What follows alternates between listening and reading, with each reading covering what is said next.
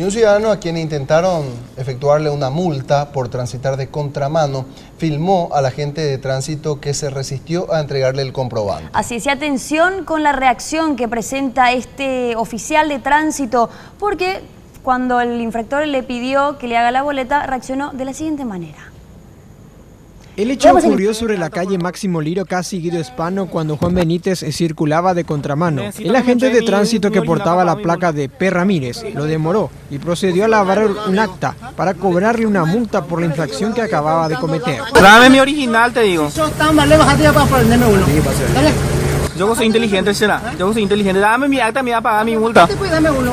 Dame mi acta, te va a pagar mi multa. Benítez se mostró sorprendido, pues no sabía que esta arteria era de sentido único, ya que acostumbra pasar por el lugar. No obstante, reconoció la falta y aceptó firmar el papel, en el que se comprometía a abonar el castigo. Sin embargo, tras culminar el procedimiento, solicitó al policía que se le entregue la copia del comprobante, a lo que el agente se negó y reaccionó de forma agresiva al percatarse de que estaba siendo filmado. Este es un nuevo caso de un agente del orden público que se comporta de una forma inapropiada. La grabación se realizó el lunes último. Tiene que ser duplicado.